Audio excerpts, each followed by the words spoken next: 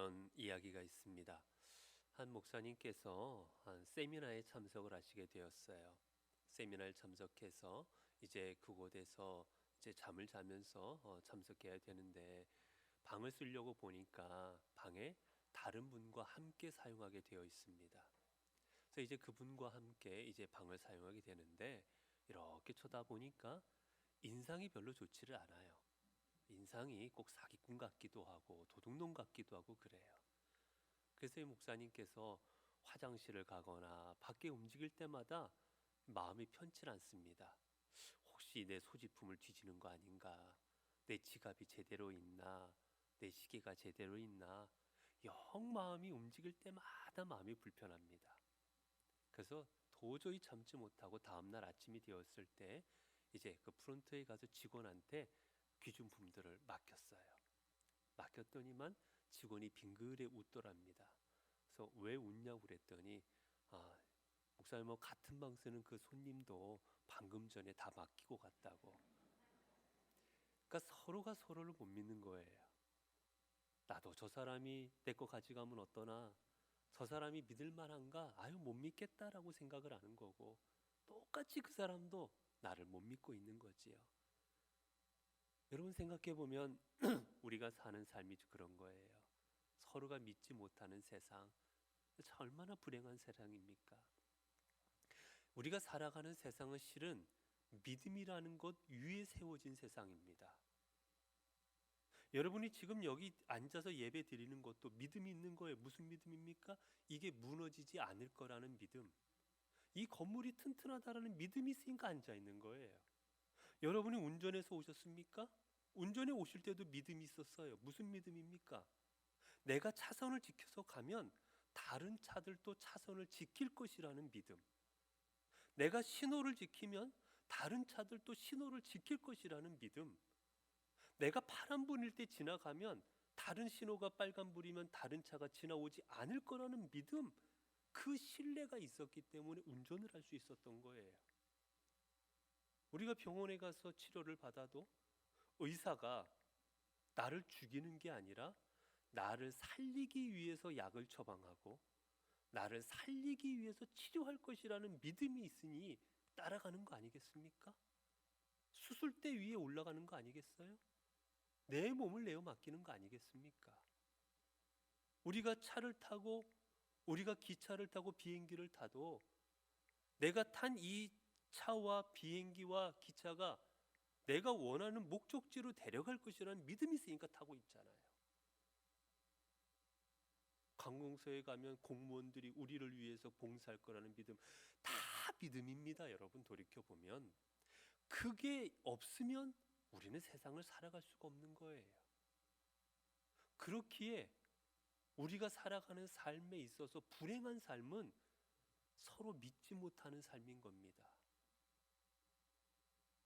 남편이 아내를 믿지 못하고 아내가 남편을 믿지 못하고 부모가 자식을 믿지 못하고 자식이 부모를 믿지 못하고 국민들이 지도자들을 믿지 못하고 국민들이 공무원을 믿지 못하고 서로가 믿지 못할 때 여러분 우리의 삶은 절대로 행복해질 수가 없는 거예요. 우리의 삶은 더 불행해지는 삶이 되는 겁니다. 여러분 오늘 우리가 돌이켜보면 예전보다 얼마나 많이 누리고 있습니까? 먹는 것도 얼마나 잘 먹어요. 온갖 과일과 온갖 귀한 것들 요즘에는 다 먹지 않습니까? 다 누리고 살잖아요. 그럼에도 불구하고 우리가 예전보다 행복하다고 느끼지 못하는 큰 이유 중에 하나는 갈수록 우리는 믿음이 깨지기 때문이에요. 예전에는 동네 사람들을 다 믿었습니다. 문 열어놓고 다녔습니다. 내 누구만 있어도 다 맡겨놓고 다녔어요. 내 자녀를 맡겼고요. 내 가정 살림도 맡기고 했습니다. 서로 숟가락 젓가락 개수를 안다고까지도 했어요. 그러나 지금은 이웃들을 믿지를 못합니다. 누가 내 자식 머리 한번 쓰다듬는 것조차도 믿지를 못합니다. 모르는 사람이 아이를 예쁘다고 안아주는 것도 믿지 못하고 우리는 다 믿지 못하는 세상이 되었어요. 공무원이라고 해서 공무원들이 투기하고 우리는 또 믿지 못함으로 말미암아 서로가 신뢰하지 못하고 불신함으로 우리가 살아가는 세상은 점점 더 불행해지는 겁니다. 여러분, 선진국일수록 왜 살기 좋은지 아십니까? 믿는 거예요. 공무원을 믿습니다. 자신들의 지도자를 믿습니다. 서로를 믿습니다. 후진국일수록 못 믿습니다. 부정과 부패와 거짓이 난무하는 거예요. 여러분, 그래서 하나님이 만드시는 세상은 믿음이 있는 세상입니다. 하나님께서 우리에게 주시고자 하는 세상은 우리가 하나님을 믿고 하나님을 의지하는 세상, 하나님을 의지함으로 말미암아 서로가 서로를 믿고 살아가는 세상, 믿음 안에서 서로를 사랑하고 하나가 되고 서로 의지할 수 있는 세상, 그게 주님이 만들어 주시는 세상이에요. 여러분, 이사야서를 보게 되어도 마찬가지입니다.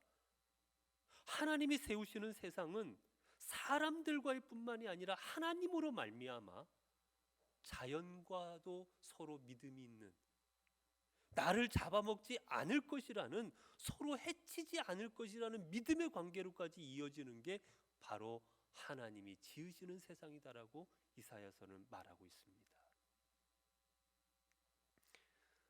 여러분, 그래서 이 땅에 최초로 사단이 우리를 범죄케 하는 것이 무엇이었습니까? 바로 믿음을 깨뜨리는 거였어요. 인류 최초의 범죄는 어디서 출발하느냐? 불신에서 출발했습니다. 아담과 하와는 에덴 동산에서 하나님을 믿고 하나님의 말씀을 의지하고 누구보다 행복하고 안락한 삶을 살아갔지만 사단은 그거를 깨뜨리고 싶어 했습니다. 그때 사단이 한 게 무엇입니까? 하나님을 못 믿게 한 거였어요. 하나님의 말씀을 못 믿게 한 겁니다. 하와야, 왜 하나님께서 선악과만 못 먹게 했을까? 왜 하나님께서 다른 건 다 먹으라면서 쟤만 못 먹게 했을까? 이유가 있는 거 아니겠어? 저거 먹으면 너도 하나님처럼 될까 봐 그랬던 거야. 하나님의 말씀을 못 믿게 해버립니다. 믿음을 깨버리는 거예요. 결국 사단으로부터 말을 듣고 믿음의 관계가 깨어지자 아담과 하와는 선악과를 먹었고 에덴에서 쫓겨나게 됩니다. 이게 인류 최초의 범죄였어요. 여러분, 성경에 보게 되면 하나님께서는 사울을 이스라엘의 위대한 초대 왕으로 세워주셨습니다. 초대 왕으로 사울을 세우셔서 이스라엘을 굳건히 주님께서는 이끌어가도록 주님께서 인도해 주셨어요. 그러나 이 사울에게 악한 영이 임하기 시작합니다. 악한 영이 임하기 시작하자 사울이 보여준 모습들이 무엇인지 아십니까? 불안해하고 두려워하고, 그리고 또 하나는 사람을 믿지 못하는 거였어요. 심지어 자신의 사위, 이 나라를 강건케 하려고 허락하던 다윗, 그 다윗을 믿지 못하고 다윗을 죽이려고 합니다. 사단이 하는 일은 하나입니다.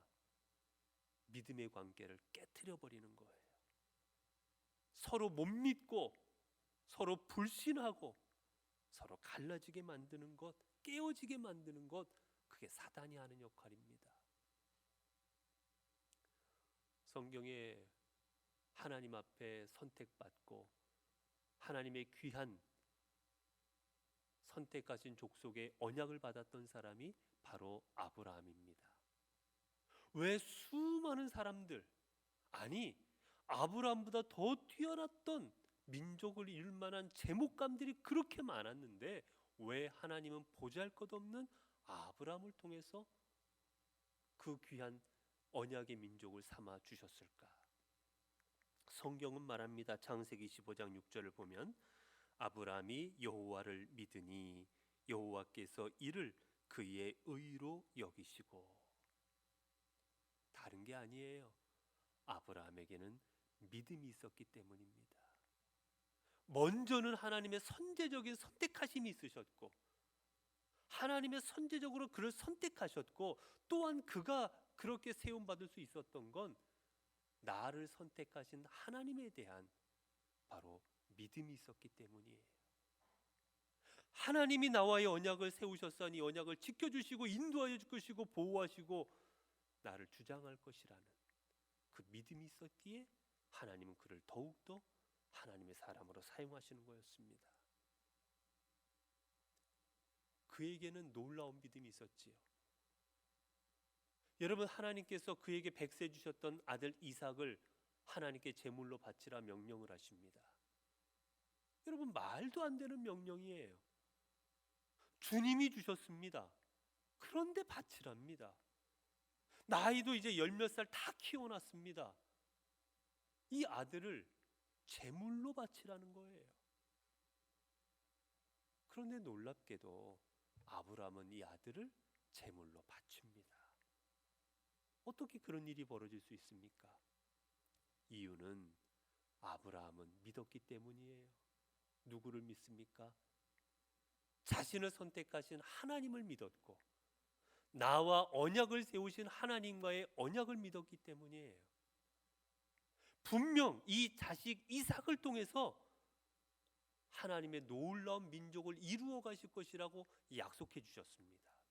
그러니 이 이삭이 죽어버리면 하나님이 나와의 세우신 언약을 스스로 깨트리는 게 되는 거예요. 근데 하나님은 언약을 깨트리실 분이 아닌 겁니다.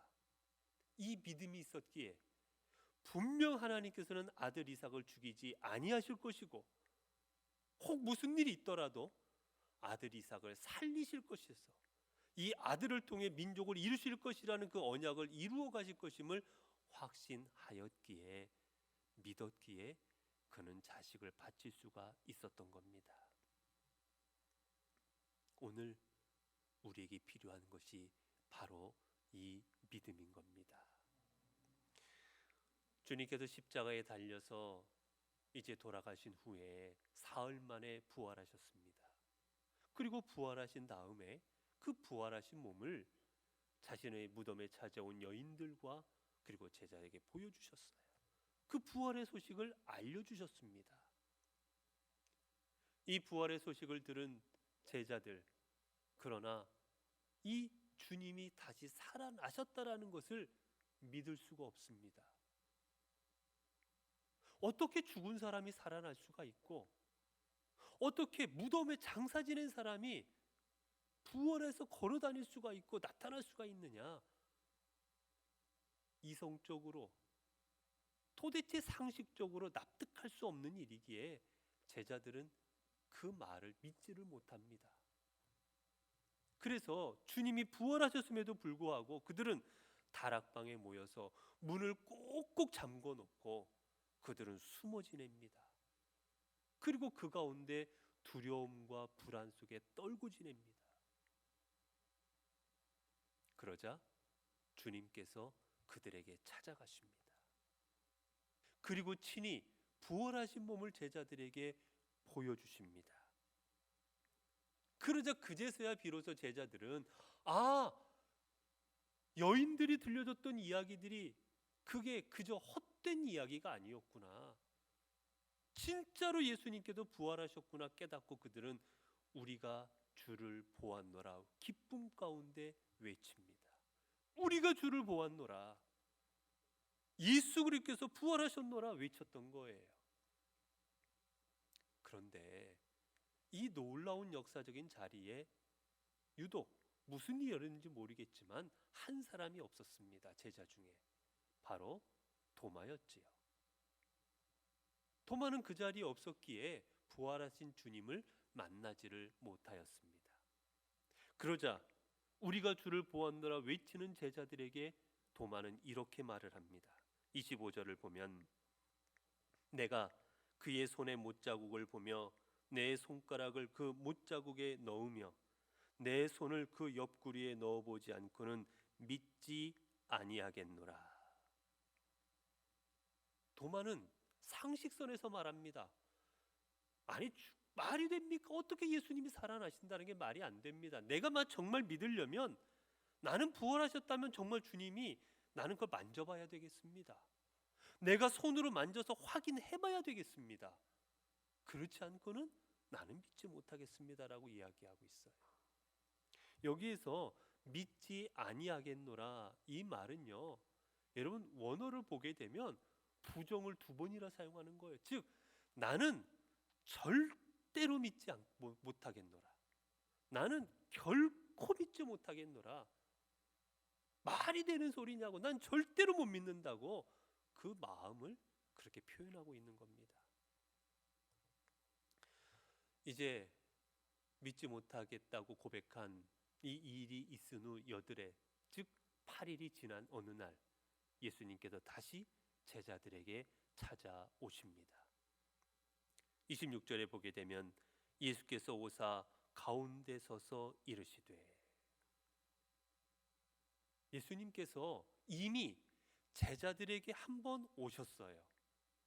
그리고 그들에게 자신의 몸을 보여주셨습니다. 그런데 다시 나타나셨어요. 똑같은 장소에 또 나타나셨습니다. 두 번이나. 이유가 무엇이었겠습니까? 왜 똑같은 장소에 두 번이나 자신의 몸을 보여주셨겠습니까? 이번에는 오직 한 사람, 도마를 위함이었어요.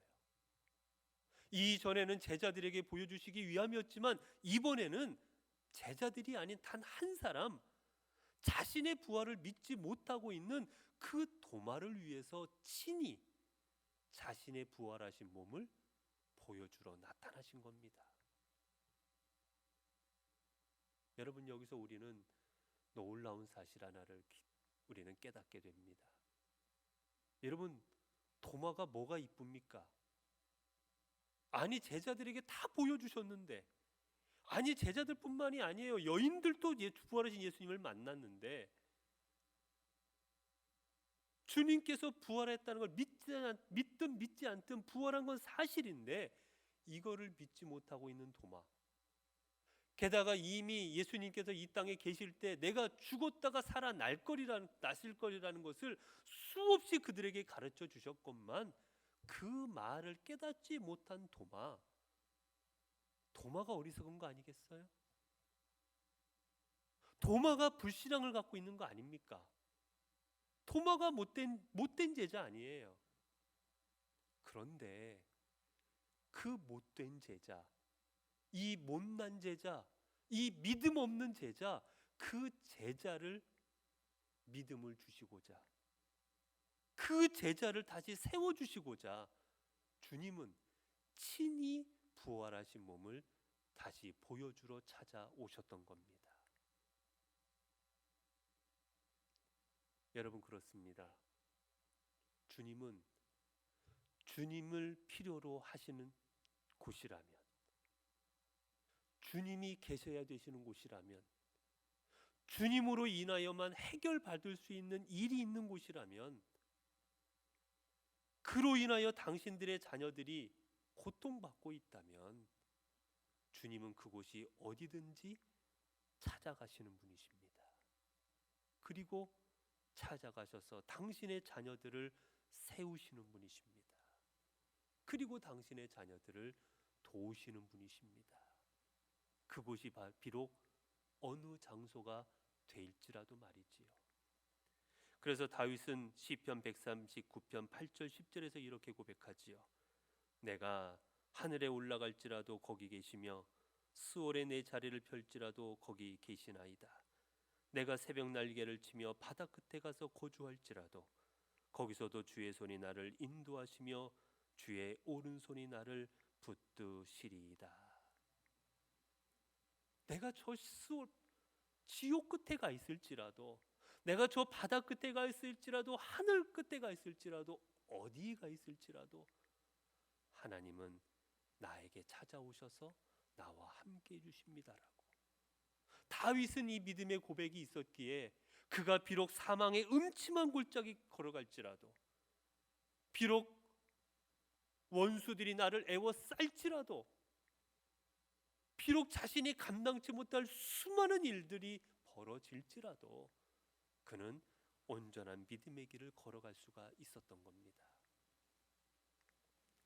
이제 찾아오신 주님께서 도마에게 말씀하시지요. 27절을 보면 내 손가락을 이리 내밀어 내 손을 보고 내 손을 내밀어 내 옆구리에 넣어보라. 도마가 했던 이야기를 그대로 전하십니다. 도마가 만져보고 넣어봐야 되겠다라고 이야기했던 그 말씀대로, 그래 도마야, 네가 못 믿겠다면 만져보고 넣어보아라 라고 말씀해 주시죠. 그러면서 말씀하십니다. 27절 하반절을 보면 그리하여 믿음 없는 자가 되지 말고 믿는 자가 되라. 도마야, 나를 만져보고 네가 확인해보고 믿음 없는 자가 아닌 믿음 있는 자가, 믿는 자가 되어라. 주님께서 말씀하십니다. 믿음 없는 자 그리고 믿는 자, 이 두 사람이 있을 것인데 너희는 믿는 자가 되어라. 여러분, 주님께서 이 땅에 오셨을 때 하나님께서 그리스도로 이 땅을 구원할 메시아로 우리에게 보내주셨습니다. 메시아이신 예수 그리스도를 만난 수많은 사람들의 예수님을 믿고 그들은 예수님을 구세주로 고백하며 믿음의 자리로 나아갔어요. 제자들이 그리했고요, 혈루증 앓았던 여인도 그리했고요, 삭개오도 그리했고요, 여리고의 소경도 그리했고요, 수많은 사람들이 아, 주는 그리스도십니다라고 고백하며 믿음의 자리로 나아갔습니다. 그러나 똑같이 보여주셨건만, 똑같이 행해주셨건만 수많은 종교 지도자들 그리고 수많은 유대인들 또한 예수님을 믿지 않으라는 자리에 그들은 섰습니다. 예수님께서 부활하실 때도 마찬가지입니다. 부활하셨다라는 소식을 들었고 부활하신 몸을 보았지만 수많은 사람들은 그 부활의 소식을 믿지 않았고, 반면 또한 부활의 소식을 믿은 수많은 주님의 제자들은 그 부활의 증인으로 부활의 소식을 알리는 하나님의 사람들로 세상 가운데 나아가게 됩니다. 그렇습니다.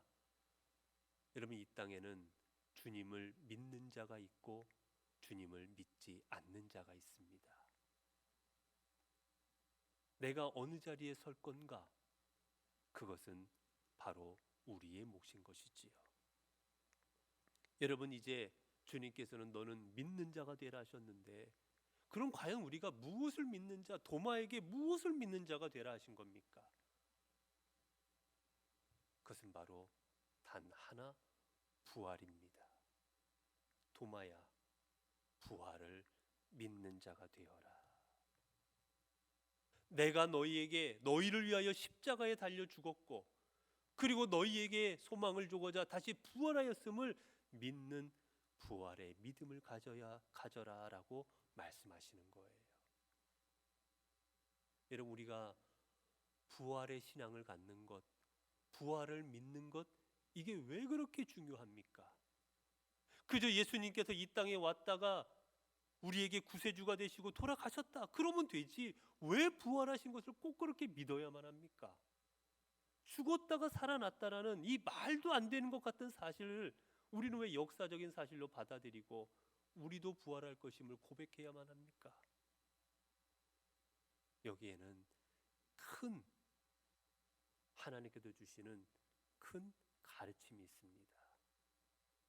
바로 무엇이냐면 부활이 있기에 우리에게는 소망이 있기 때문입니다. 부활이 있기에 소망이 있는 거예요. 여러분, 예수 그리스도께서 십자가에 달려 죽고 끝났다면 우리도 죽고 끝나는 거예요. 그러면 이 땅의 삶이 우리에게 주어지는 마지막이 되어버리는 겁니다. 우리가 다시 살아나는 것이 없다면, 다시 부활해서 영원토록 하나님과 함께 예수 그리스도와 함께 살아갈 날이 없다면, 여러분, 우리는 이 땅에서 그저 한 줌의 재로, 한 줌의 흙으로 그저 한순간 살아가다가 끝나버릴, 죽음으로 모든 것을 맞춰버릴 그런 허망한 존재가 되어버리고 마는 것입니다. 여러분, 그렇게 보면 우리가 이렇게 예배드리고 헌신하고 봉사하는 것 얼마나 어리석어요. 이 땅이 마지막이면 여기서 잘 누리고 잘 먹고 여기서 그저 행복하게 살아야 되는 거 아니겠습니까? 그러나 우리에게는 부활이라는 소망이 있기에 비록 여기서 죽임을 당할지라도, 비록 여기서 내가 생을 마치더라도, 비록 여기에서 좀 못 갖고 못 입고 못 쓰고 그럴지라도 내가 부활하여 영광된 몸으로 하나님과 함께 예수 그리스도와 함께 영원한 삶을 살아갈 것이라는 그 소망이 있기에 우린 이 땅의 모든 어려움들을 이겨내며 나아갈 수가 있는 겁니다. 더 하나, 부활하신 예수님, 죽음으로 끝나서 무덤에 계신 예수님이 아니라 부활하셔서 그 주님께서 우리와 함께 하시고 우리를 도우시고 우리를 찾아오시고 우리를 일으켜 세워주시고 내 삶의 자리를 역사하여 주실 것을 믿기에 우리는 그 어떤 자리도 우리는 믿음으로 이겨내고 그 자리에서 절망하지 아니하고 소망을 가질 수가 있는 겁니다. 그 중심이 바로 부활입니다. 그래서 주님께서는 부활을 믿어라, 믿는 자가 되라는 거예요. 여러분, 이 부활을 믿는다라는 거는 믿습니다, 그래요, 부활을, 이게 아니에요. 여러분, 부활을 믿는다라는 건 뭡니까? 오늘 본문에 보게 되면 28절에 도마는 고백합니다. 나의 주님이시요 나의 하나님이시니이다. 하나님, 당신은 이제 내 삶의 주인이시고 나의 모든 것 되십니다라고 고백하는 겁니다. 바로 이겁니다. 여러분, 부활을 믿는다라는 것은 입술로 부활하셨군요, 이게 아니에요. 내 삶이 변하는 겁니다. 내 삶이 바뀌는 거예요. 도마는 이전까지 불안했습니다, 두려워했습니다, 무서워했습니다. 예수 그리스도가 나와 함께 하심을 믿지 않았습니다. 그러나 이제 부활한 주님을 만나고 고백하자 그는 자신의 인생을 이제 두려움과 불안에 떠는 삶이 아닌 나를 위하여 십자가를 달리신 예수 그리스도를 위하여 내가 부활할 것을 믿기에 그의 인생을 바쳐서 하나님을 섬깁니다. 그의 목숨까지도 내어놓으면서 하나님을 증거합니다. 내 모든 것 하나님이 책임지실 줄로 믿고 인생을 새롭게 시작합니다. 부활의 신앙을 갖는다라는 게 바로 이겁니다. 사랑하는 성도 여러분, 우리가 부활을 믿는다라는 것은 내 삶이 변하는 겁니다. 내 삶의 주님이 주인 되시고 내 삶의 주님이 진정한 하나님이 되셔서 이제까지 내가 추구하던 것, 내가 이제까지 좋아하던 것, 이 모든 것을 이제 하나님으로 삼는 겁니다. 하나님을 중심 삼는 겁니다. 그리고 그분께 내 인생을 내어 맡겨드리는 겁니다. 여러분, 이제 여러분에게 묻습니다. 주님의 부활을 믿고 계십니까? 그러면 제가 다시 한번 묻겠습니다. 부활의 신앙으로 살아가고 계십니까? 여러분의 인생 부활을 믿음으로 변화가 되셨습니까? 고린도후서 5장 17절을 보면 그런즉 누구든지 그리스도 안에 있으면 새로운 피조물이라 이전 것은 지나갔으니 보라 새 것이 되었도다. 우리는 이제 새 것이 되어야만 합니다. 이제 우리는 새 길을 가야만 합니다. 이제 우리는 불신앙의 길이 아니라 하나님을 믿는 믿음의 길로 나아갈 때 우리는 믿지 않는 사람들과 구별된 삶을 살아가게 될 것이고 세상을 밝히는 진리의 빛을 비추는 삶을 살아가게 될 것이기 때문입니다. 주님은 오늘 또 우리에게 말씀하십니다. 너희는 나를 본고로 믿느냐? 보지 못하고 믿는 자들은 복 되도다. 너희는 나를 믿는 자가 되라. 기도하시겠습니다. 은혜로우신 하나님, 주님께서는 우리의 죄를 담당하시기 위해 십자가를 지셨고 우리에게 소망을 주시고자 부활하셨습니다. 이 귀한 은혜를 입은 저희들이지만 실상 저희들은 이 부활의 주님을 온전히 믿으며 살아가고 있지 못함을 고백합니다. 도마가 부활의 주님을 의심하였듯 제자들이 부활의 소식을 듣고도 두려움에 떨었듯 우리는 여전히 부활하신 주님을 만나지 못한 사람처럼 세상 가운데 살아가고 있습니다. 여전히 두려워하고 불안해하고 여전히 내가 삶의 중심이고 여전히 죄악된 길을 걸어갑니다. 이제 주님이 나의 소망이요, 부활이 나의 소망이요, 부활하신 주님이 나의 주님이시며 하나님이십니다. 이 고백을 드리며 변화된 새로운 삶을 살아가는 저희들이 되도록 인도하여 주옵소서. 부활의 믿음으로 세상을 변화시키며 살아가는 온전한 그리스도인들이 되게 하옵소서. 우리 주 예수 그리스도 이름으로 기도드리옵나이다. 아멘.